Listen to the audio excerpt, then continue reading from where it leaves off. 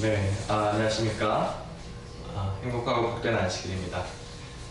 오늘 이 안식일 아침에는 거룩한 성육신이라는 주제로서 하나님의 말씀을 대연해 드리겠습니다. 오늘날 그리스도의 성육신에 관해서 참 많은 이야기들이 있습니다. 그래서 우리가 이 부분에 대해서 성령을 통하여서 하나님께서 보여주신 그 말씀을 통하여서 우리가 깨달을 수 있는 능력까지 어떻게 우리가 이해하고 받아들이고 믿어야 하는가, 오늘 이 시간에 성령과 예언의 시대 말씀으로 다시금 우리 마음속에 정립하시기를 바라면서 오늘 말씀을 준비를 했습니다. 먼저 기록자 말씀은 누가복음 1장 35절에 있는 말씀입니다. 천사가 대답하여 가로되 성령이 내게 임하시고 지극히 높으신 이의 능력이 너를 덮으시리니 이러므로 나실 바 거룩한 자는 하나님의 아들이라 일컬으리라. 나실 바 거룩한 자는 하나님의 아들이라, 바로 우리가 믿는 그 예수님이 이 땅에 오실 때에 천사가 그 마리아를 통하여서 말했던 말씀입니다. 그 예수님이 인간으로서 우리와 똑같은 성정, 우리의 똑같은 모습으로서 이 땅에 오셨습니다. 그분의 생애를 통하여 우리는 우리가 같은 인간의 모습이지만 우리가 어떻게 성령으로서 거듭날 수 있고 성령으로서 하늘 아버지와 교통하는 그 예수님의 모습처럼 우리가 예수 그리스도를 통하여서 어떻게 신의 성품에 참여해서 나도 또한 예수님의 모습처럼 생애할 수 있는가를 우리는 배우고 마음속에 간직하고 생애하고 있습니다. 우리는 결코 예수님을 나와 같이 그러한 모나고 죄된 모습으로서 예수님을 속여서는 결코 안 됩니다. 우리가 예수님을 모본으로 모시는 이유는 그분은 태어난 순간부터 성령으로 태어나셨고 성령으로 생애하셨고 그의 마음 가운데는 결코 1점의 죄의 모습이 그의 마음 가운데 없었음을 우리는 믿고 받아들여야 합니다. 예수님의 성육신에 대해서 생각할 때에 첫 번째로 마태복음 1장 18절의 말씀처럼 예수 그리스도의 나심은 이러하니라. 그 모친 마리아가 요셉과 정혼하고 동거하기 전에 성령으로 잉태된 것이 나타났더니, 성령으로 잉태되시고 성령으로 말미암아 그 모친 마리아를 통해서 인간의 아기의 모습으로 오신 분이 바로 예수님을 우리는 알 수가 있습니다. 이 예수라는 이름 자체가 자기 백성을 저희 죄에서 구원할 자, 구원자라는 이름을 내포하고 있는 의미입니다. 마태복음 1장 21절 말씀에 아들을 낳으려니 이름을 예수라 하라. 이는 그가 자기 백성을 저희 죄에서 구원할 자이심이라 하니라. 그러한 예수님이라는 이름을 가지고 이 땅에 오셨습니다. 그 당시 이스라엘 백성들의 마음 가운데는 참 혼잡함의 경험 가운데 있었습니다. 그것이 시대의 소망을 통하여 잘 기록이 되어 있습니다. 시대의 소망 32페이지의 말씀을 보면 때가 참에 하나님이 그 아들을 보내셨다. 하나님의 섭리가 국가들의 움직임과 인간의 충동과 감화의 조류를 지도하여 마침내 구주께서 강림하실 수 있도록 세상의 상태가 무르익었다.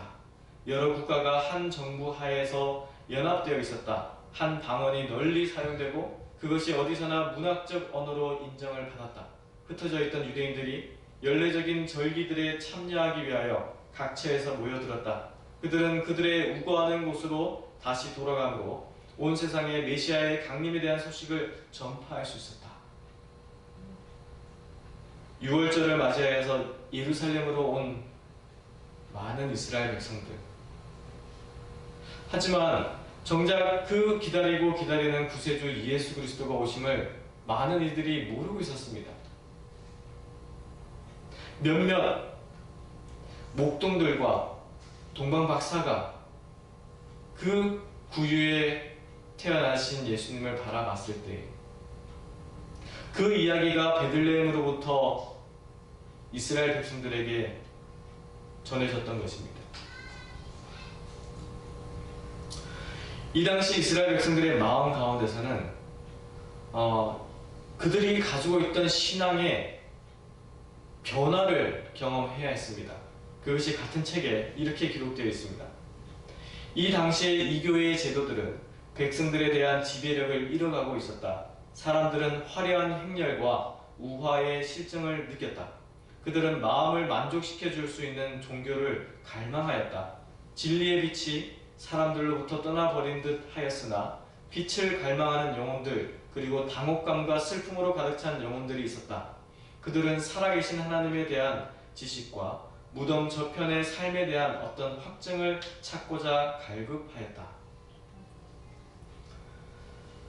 많은 이들이 신앙에 있어서, 믿음에 있어서 어떤 실증이나 어떤 혼동 가운데 있을 때에 그 가운데서도 진리의 빛을 갈망하는 몇몇 소수의 이들이 있었습니다. 오늘날에는 또 반대의 역사가 일어나고 있습니다. 우리가 믿던 그 진리와 신앙과 믿음이 여러 새로운 자극을 바라고 새로운 것을 알기를 원하고 그러한 모습으로서 자꾸 믿는 그리스도인들의 마음이 퍼져나가고 있습니다. 예수 그리스도의 성육신에 관해서도 또한 마찬가지입니다. 여러 견해들과 생각들과 의견들과 그 가운데서 자신이 깨달았다고 하는 인간적인 사상들이 들어가는 모습들을 볼 때가 너무나 많습니다. 그래서 이러한 시대에, 이러한 혼동의 시대에 우리는 성경과 예언의 신을 통하여서 명확히 우리 마음 가운데에 원칙으로서 간직해야 하는 것입니다. 시대소망 49페이지에 이런 말씀이 있습니다. 아담이 에덴에서 죄를 짓지 않았을 때라도 하나님의 아들이 인성을 취하는 것은 거의 무한한 굴욕이 되었을 것이다. 그런데 예수께서는 인류가 4천년간 죄로 말미암아 연약하여진 때에 인성을 취하셨다. 그는 아담의 모든 자녀들과 같이 유전 법칙이 끼쳐온 결과를 받으셨다. 이러한 결과가 어떠하였는지는 예수의 육신의 조상들의 역사 가운데 드러나 있다. 그는 이러한 유전을 지니고 우리의 슬픔과 시험을 당하시고 우리에게 죄 없는 생애의 모본을 주시기 위하여 오셨다. 하늘의 주인 되신 예수님께서 인간의 육신을 취하시고 오셨다는 그 자체가 얼마나 큰, 우리에게는 큰 은혜요. 하나님께서는 얼마나 큰 희생인지를 우리가 기억하고 알고 계십니까? 근데 이 예언의 신의 말씀처럼 아담이 에덴에서 죄를 짓지 않는 상태, 즉 완전한 상태인 인간이라 할지라도 예수님께서 그 인성, 그 육체를 취하시고 오셨다면 그것이 굴욕이었다라고 기록되어 있습니다. 왜 그럴까? 왜냐하면 존재 자체가 다르기 때문입니다. 창조주이신 하나님이 피조물의 인간의 모습으로 오신다는 것 자체가 엄청난 희생입니다. 그렇지만 예수님께서 취하신 인성은 어떤 것이었습니까? 죄로 말미암아 연약하여진 에덴 동산에서 아담이 취했던 그 완전한 인성이 아닌 4천년간 죄로 말미암아 그 약해진 유전 법칙에 의해서 약해진 그 인성을 취하시고 이 땅에 인간으로서 인성을 취하시고 오셨다라는 것입니다. 그래서 유전적인 인성, 유전적으로 언제든지 죄를 범할 수 있고 죄를 지을 수 있는 그러한 인성을 취하셨다라는 것입니다. 하지만 그분의 생애 가운데서는 어떠한 모습이었습니까? 누가복음 2장 52절 말씀입니다. 예수는 그 지혜와 그 키가 자라가며 하나님과 사람에게 더 사랑스러워 가시더라. 아기로 태어나시고 유년기, 청년기, 장년기를 거치시면서 그 비록 어린 아이인 예수님이라 할지라도 그 지혜와 그 키가 자라가며 하나님과 사람에게 더 사랑스러워 가시는 그의 생애가 우리 인간의 생애, 나의 생애와 비슷한 모습이지만, 같은 모습이지만 그분의 생각 가운데서는, 그분의 마음 가운데서는 죄가 자리 잡지 않는 생애를 사셨다는 것이 증언의 말씀의 기록입니다. 성경주석 5권 1117페이지에 있는 말씀입니다. 그리스도는 모든 인류를 위한 이상이다. 그는 유년과 청년 그리고 장년 시대를 위한 완전한 모본을 남기셨다. 그는 이 세상에 오셔서 인간 생활의 여러 다른 국면들을 거쳐 지나가셨다. 그는 죄를 범하지 않았다는 것만 제외하고 다른 유년들과 청년들 같이 말하고 행하였다. 그의 생애는 죄가 자리 잡을 곳을 찾지 못하였다. 그는 언제나 순결한 하늘의 분위기 가운데 사셨다. 유년 시절부터 장년기에 이르기까지 그분은 한 점의 오점도 없이 하나님을 계속 그리고 온전히 신뢰하였다. 바로 이것이 신비입니다. 그리스도의 성육신에 관해서 어떻게 그분은 유년기와 청년기와 장년기 생애를 사시면서 완전한 모본을 남기실 수 있었는가? 우리와 똑같은 유전적으로 약함을 취하시고 이 땅에 오셨는데 어떻게 그 죄가 그분의 마음에, 생각에 자리 잡지 않도록 하셨는가? 어떻게 언제나 순결한 하늘의 분위기 가운데서 사실 수가 있으셨는가? 우리가 이 예수님의 생애를 통해서 배워야 할 부분은 바로 우리가 어떻게 예수님처럼 그렇게 죄와 상관없는 생애를 살 수 있는가?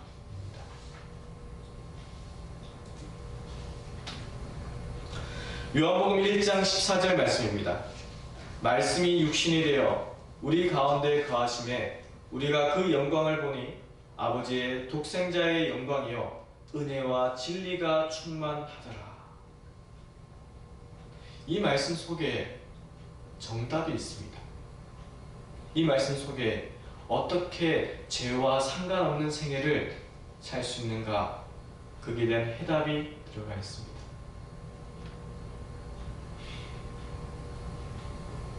하나님이신 예수님께서 그 거룩하신 신성 위에 인성을 덮으시고 이 땅에 오셨을 때 우리와 똑같은 연약함을 취하시고 그분도 사단이 어떻게든 유혹하고 시험하는 가운데서 실패하고 쓰러지시고 할 수가 있었지만 그분이 승리하셨던 이유는 바로 은혜와 진리가 그 속에 충만하셨기 때문입니다. 하늘아버지와 연결되는 삶이 끊임없이 지속적으로 연결되었기 때문입니다. 그 일이 어떻게 가능했습니까? 그 일이 어떻게 하늘아버지와 끊임없이 연결하는 일이 가능했습니까? 성경주석 5권 1130페이지에 있는 말씀입니다. 예수님께서 인간의 본성을 취하셨을 때 인간의 형상을 지니셨으며 인간의 모든 인체기관들을 소유하셨다. 그분은 인간이 필요로 하는 것을 필요로 하셨다. 그의 육체적 필요는 충족되어야 했으며 육체적 피곤함에 쉬셔야 하셨다. 아버지께 기도하심으로 그는 임무와 시련을 견디셨다. 마지막 단락에 어떻게 기록되어 있습니까? 아버지께 기도하심으로 그는 임무와 시련을 견디셨다.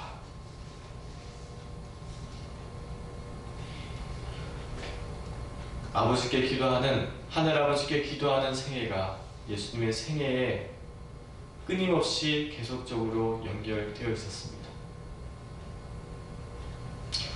우리와 똑같은 인체 기관을 소유하셨고 우리의 연약함을 취하셨습니다. 육체의 필요를 채우셔야 했고 육체의 피곤함을 또 경험하셨습니다. 하지만 끊임없이 사단이 그러한 것을 이용하여 유혹하고 시험할 때에 하늘아버지께 기도하심으로써 성령의 충만함을 그의 마음 가운데 끊임없이 충전하심으로써 그 임무와 시련을 견디고 이겨내셨던 것입니다.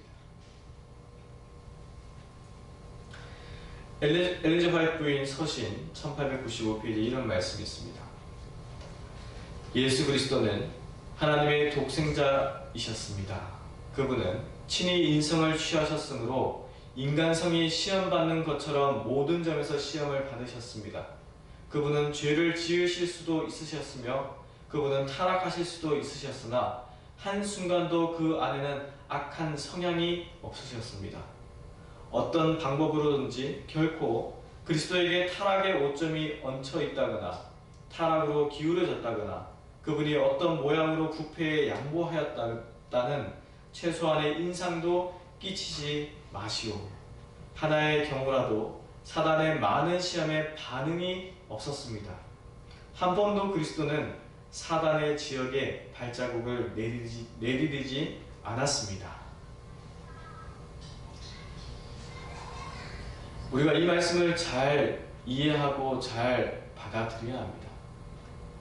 예수님의 인성에 대해서 이야기할 때 혹 우리는 내가 더럽기 때문에 나의 마음이 더럽기 때문에 예수님의 마음도 그러한 더러움의 마음, 죄의 본성, 악한 성향, 들끓는 죄의 모습 그런 것이 예수님의 마음에 있었을 것입니다 라고 착각해서는 결코 안 됩니다. 하나의 예를 들겠습니다. 우리 모두는 대한민국 국민입니다. 한국 사람들이 좋아하는 음식이 뭡니까? 김치, 된장찌개입니다. 그렇죠? 그래서 의뢰 많은 사람들이, 대다수의 사람들이 이 김치와 된장찌개를 좋아합니다. 자주 먹습니다. 그런데 그 중에 어떤 사람들은 이 김치나 된장찌개를 싫어하거나 아니면 먹어보지 못한 그런 한국 사람들도 있습니다. 그러면 그들은 김치나 된장찌개를 먹지 못했기 때문에 한국 사람이 아닙니까? 한국 사람이에요.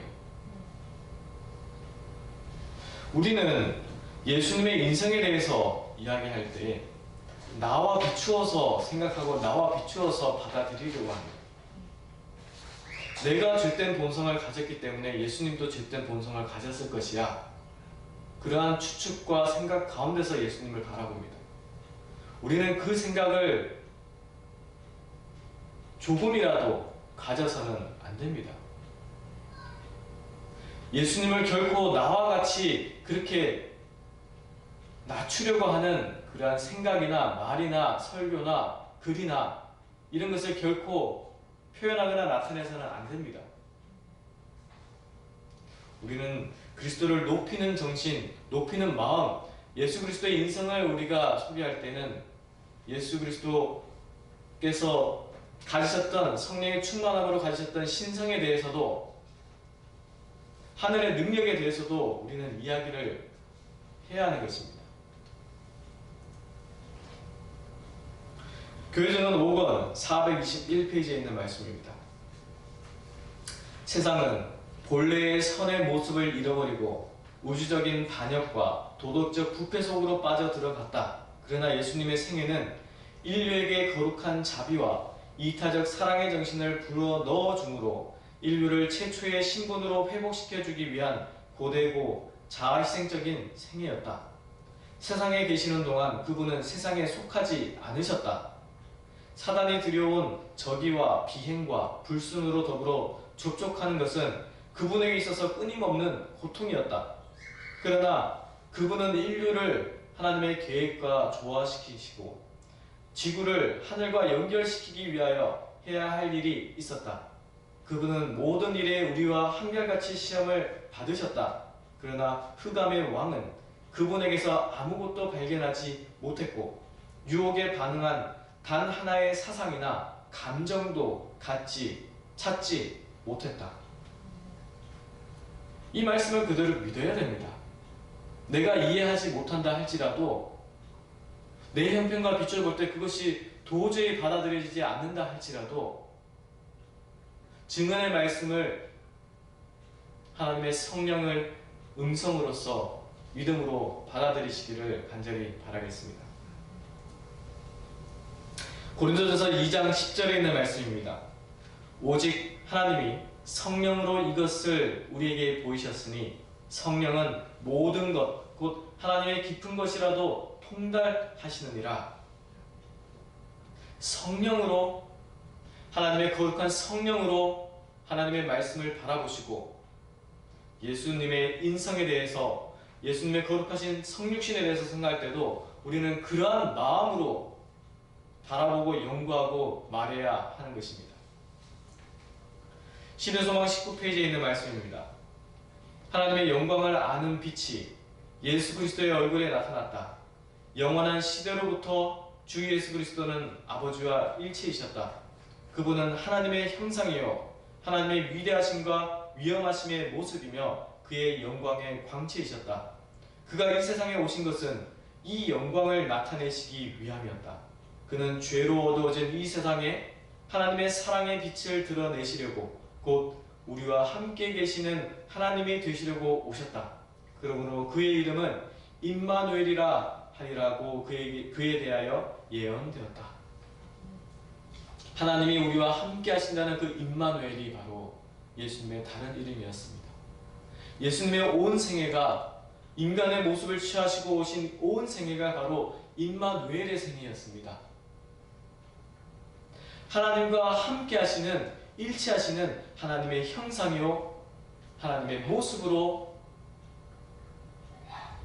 인간의 육신을 취하셨지만 그러한 하나님의 형상과 하나님의 모습으로 생애하셨던 것입니다. 영광의 광채로서 생애하셨던 것입니다. 그 거룩하신 사랑으로 우리에게 보여주셨던 것입니다.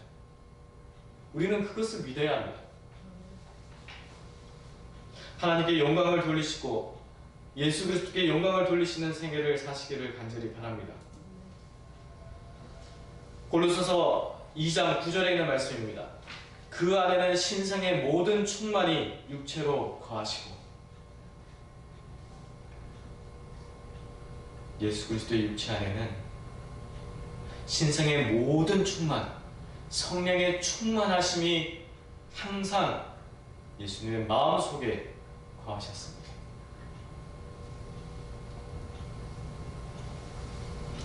가르쳐 기를 1권 249페이지의 말씀입니다. 하나님께서 육신으로 나타나셔야만 했다는 사실은 실로 신비에 속하는 것이며 성령의 도우심이 없이는 우리들은 이 문제를 이해하기 어렵다. 인간이 배워야 할 가장 겸비의 교훈은 인간의 지혜가 아무런 쓸모가 없으며 자기 혼자의 노력으로 하나님을 발견하고자 애쓰는 것이 어리석다는 사실이다.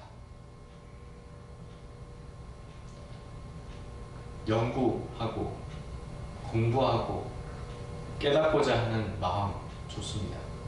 하지만 그러한 모든 행동이나 동기나 마음에 있어서 사람의, 인간의, 나의 지혜에 의지해서 해석하고 풀이하고 받아들이지 않으시기를 간절히 바라겠습니다.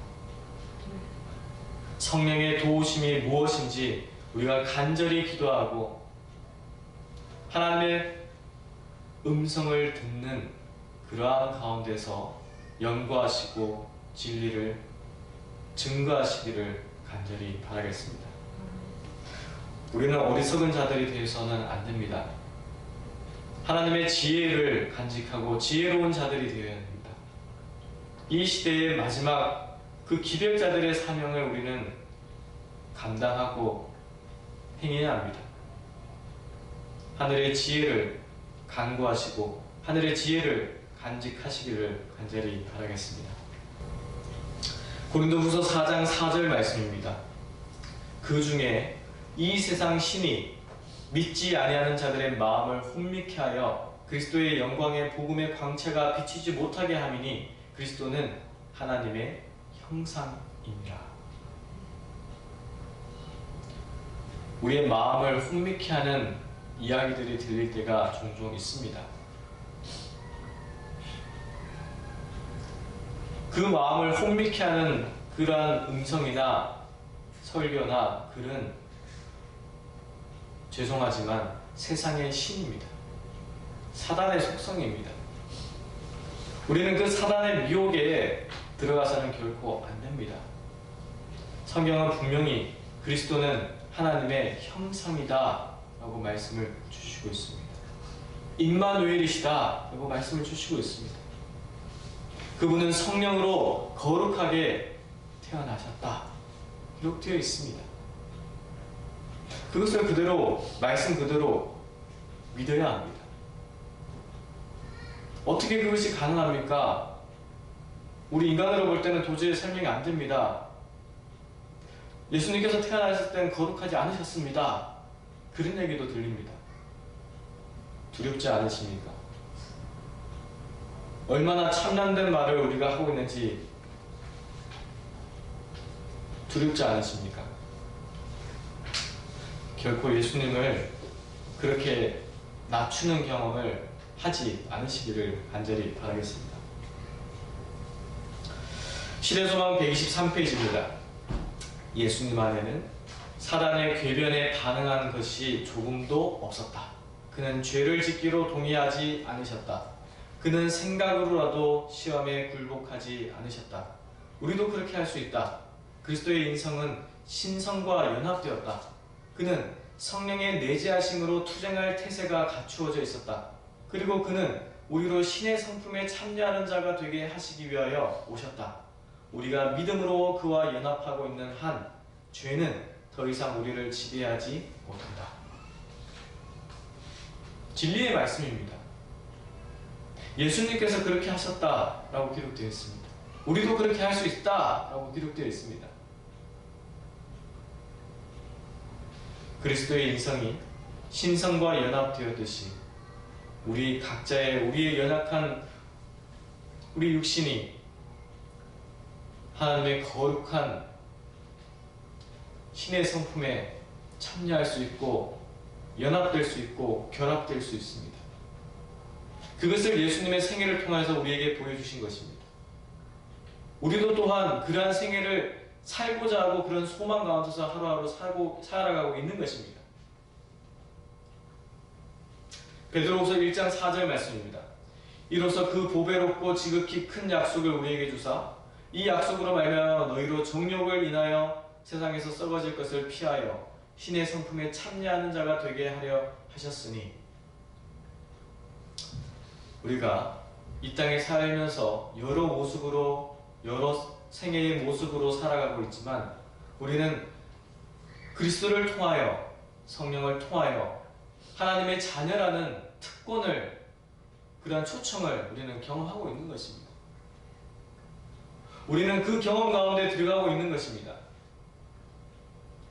우리의 가치가 우리의 존재가 그리스도의 은혜로 말미암아 우리가 그러한 거룩한 자리에 유업을 받는 자리에 들어갈 수 있음에 하나님께 감사하시기를 바라겠습니다.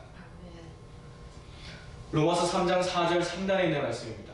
사람은 다 거짓되되 오직 하나님은 참되시다 할지어다. 우리 사람은 너무나 연약한 존재로 너무나 쉽게 변할 수 있는 존재들입니다. 거짓됩니다. 하지만 하나님은 참되십니다. 하나님의 형상을 취하신 예수 그리스도가 이 땅에 오셨던 그 성육신의 모습도 또한 참되십니다. 마태복음 5장 21절로 22절에 있는 말씀입니다. 옛사람에게 말한 바 살인치 말라 누구든지 살인하면 심판을 받게 되리라 하였다는 것을 너희가 들었으나 나는 너희에게 이르노니 형제에게 노하는 자마다 심판을 받게 되고 형제를 대하여 나가라 하는 자는 공회에 잡히게 되고 미련한 놈이라 하는 자는 지옥불에 들어가게 되리라. 예수님께서 하셨던 말씀입니다.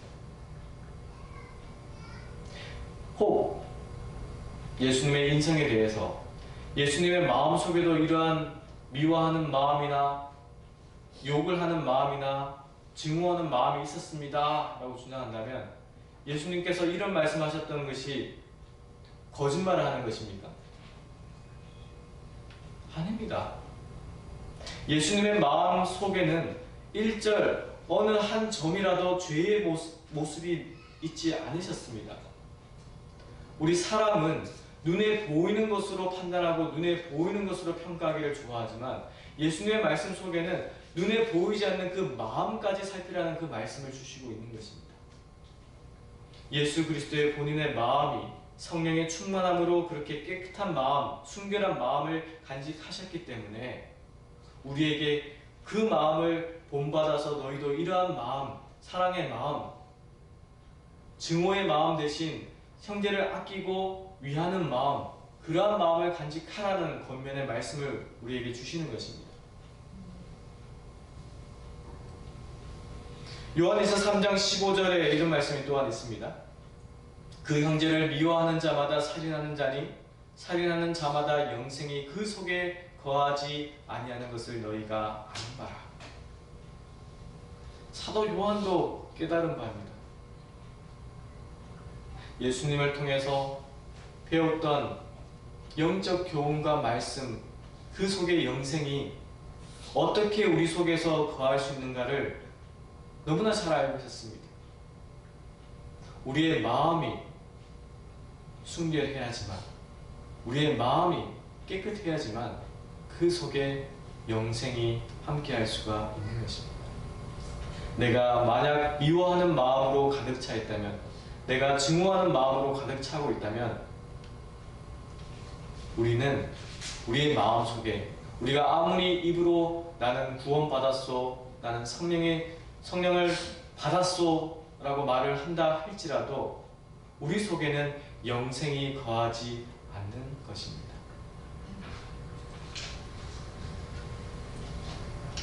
마태복음 5장 27절 28절 말씀입니다. 또 간음치 말라 하였다는 것을 너희가 들었으나 나는 너희에게 이르노니 여자를 보고 음욕을 품는 자마다 마음에 이미 간음하였느니라. 예수님께서 우리에게 말씀하시는 것은 어떤 보여지는 결과론적인 그러한 죄의 모습을 말씀하시는 것이 아니라 그 속에서부터, 마음에서부터, 보이지 않는 곳에서부터 그러한 음욕의 마음을 품는다면 그 자는 벌써 간음하였다라고 말씀을 주시고 있습니다. 우리는 이 예수님의 말씀을 생각할 때 예수님께서 어떠한 마음, 어떠한 생애로서 사셨구나라는 것을 알 수가 있습니다. 이 말씀을 주의 깊이 보시기 바랍니다. 시대의 소망 25페이지에 있는 말씀입니다. 하나님과 사람을 영원히 분리시키려는 것이 사단의 목적이었다. 그러나 그리스도로 말미암아 우리는 결코 타락하지 아니하였던 것보다 더욱 밀접하게 하나님과 연합된 것이다. 구주께서는 우리의 인성을 취하심으로 결단코 끊어지지 않을 줄로 자신을 인간에게 붙들어 매셨다. 그는 영원한 시대를 통하여 우리와 연결되셨다. 그리스도로 말미암아 우리는 하늘과 연결되는 경험 가운데서 살고 있습니다. 사단의 목적이 무엇이라고 했습니까? 하나님과 사람을 영원히 분리시키려고 하는 것이 사단의 목적입니다. 예수 그리스도의 거룩하신 성육신에 대해서도 마찬가지입니다. 자꾸 이것을 분리시키려고 합니다. 분리시켜서 한쪽으로만 치중해서 자꾸 바라보려고 합니다. 조심하십시오. 주의하십시오. 그것이 바로 사단의 목적입니다. 우리는 하나님과 연합되는 생애가 무엇인지를 경험해야 합니다. 그리스도를 통하여, 성령의 충만함을 통하여 어떻게 그리스도께서 내 마음 속에 임재하실 수 있는가? 어떻게 내 마음 속에 있는 그러한 모난 모습들, 죄의 모습들이 그리스도의 임재로 말미암아 없어질 수 있는가? 죄와 상관없이 살 수 있는가? 예수님처럼 살 수 있는가?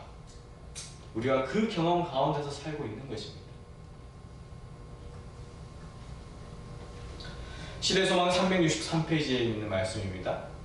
그리스도 안에서 인간의 부르짖음은 무한하신 긍휼을 가지신 하나님 아버지께 상달되었다. 예수께서는 당신의 인성이 신성과 인성을 연결시킬 하늘의 전류로 충전되기까지 하나님의 보좌를 향하여 탄원하셨다. 예수께서는 끊임없는 교통을 통하여 하나님에게서 생명을 받으셨는데 이는 그가 세상에 생명을 주시기 위함이었다. 예수의 이 경험은 우리의 경험이 되어야 한다. 서두에도 말씀드렸지만 예수님의 생애는, 인성을 취하신 예수님의 생애는 끊임없이 하늘아버지와 교통하는 생이었습니다. 기도하는 생이었습니다. 말씀을 드렸습니다.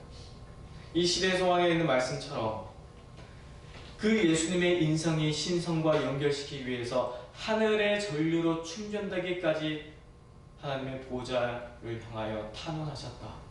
기도하셨다. 이것이 비결이었습니다.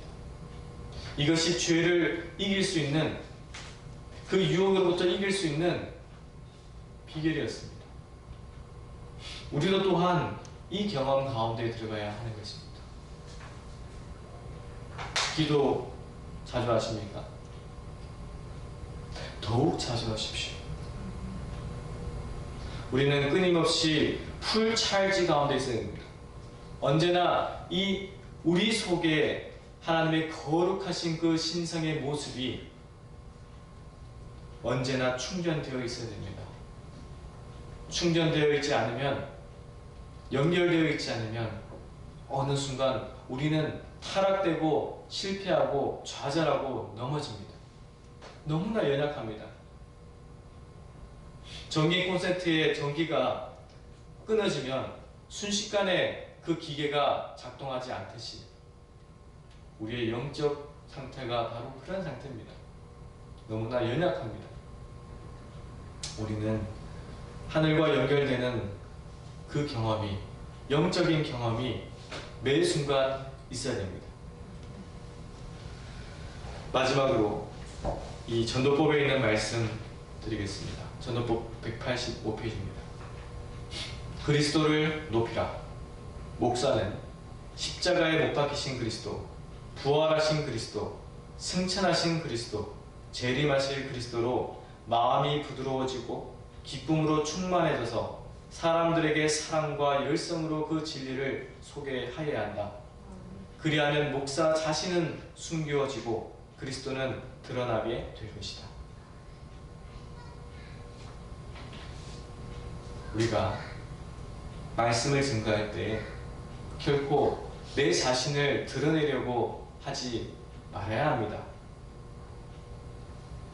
내 자신은 숨겨지고 그리스도가 드러나는 경험을 해야 합니다. 그 일을 위해서는 그리스도를 높이십시오. 결코 낮추지 마십시오. 우리가 그리스도를 낮추는 그 모든 말이나 행동이 얼마나 참남되고 얼마나 두려운 일인지 기억하시기를 간절히 바라겠습니다. 기억절의 말씀을 보고 이 시간을 마치도록 하겠습니다. 누가복음 1장 35절 말씀입니다. 천사가 대답하여 가로되 성령이 내게 임하시고 지극히 높으신 이의 능력이 너를 덮으시리니 이러므로 나실 바 거룩한 자는 하나님의 아들이라 일컬으리라.